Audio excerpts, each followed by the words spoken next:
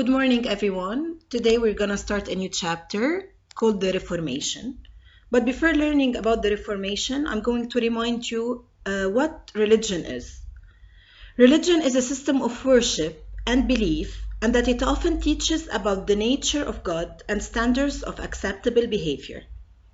As we learned in the earlier chapter, the origins of Christianity, we see that in 1054, Christianity underwent a major split called the Schism that divided the Christian Church in two groups, the Roman Catholic Church and the Eastern Orthodox Church.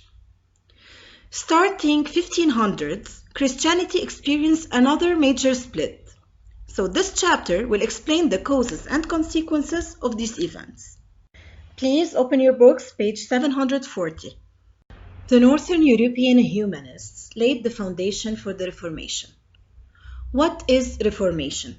Reformation is a religious movement that gained momentum or power in the 1500s with the aim to reform the Catholic Church. Reformation thinkers changed European society in ways that are still felt today. An important leader of the Reformation was Martin Luther, a German monk. Monk means a member of a religious community. Luther was born in 1483 at a time of uneven prosperity and change in Germany.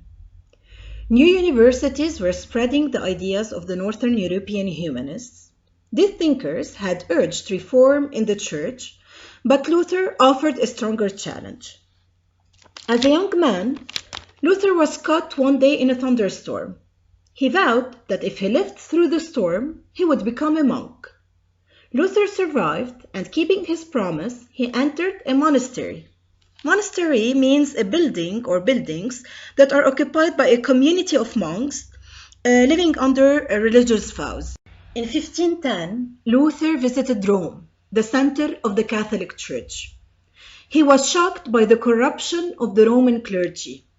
The Pope and high-ranking church officials had become increasingly involved in politics. They also spent a great deal of time trying to raise money to complete the construction of St. Peter Basilica, the center of the Catholic Church. Luther thought that they seemed more concentrated with secular matters than with saving souls. And let me remind you what we mean by secular matters.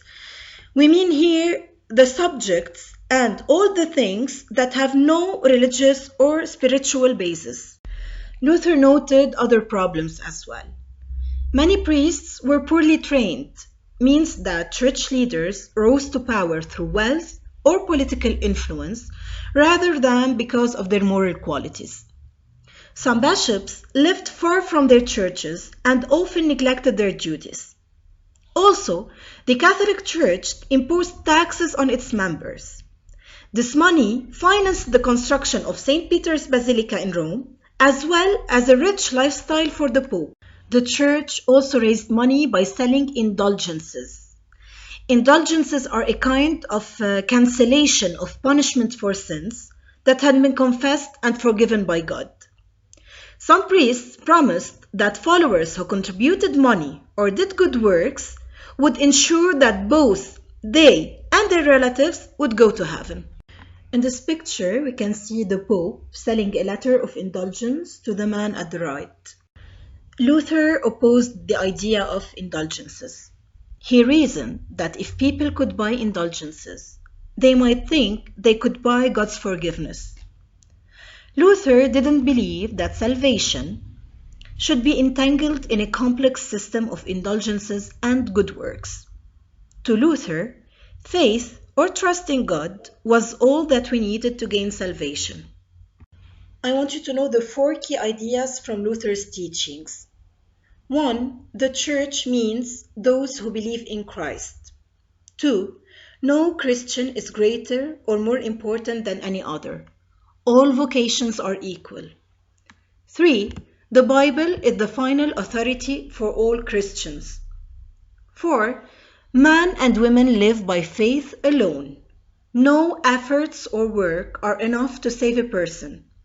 Man and women are saved by the grace of God's love. The 95 theses were soon translated into German and other languages. and due to the growing number of printing presses, copies quickly spread across Europe. Many church leaders saw the 95 Theses as an attack on the church itself. So in 1521, the Pope excommunicated or expelled Luther from the church.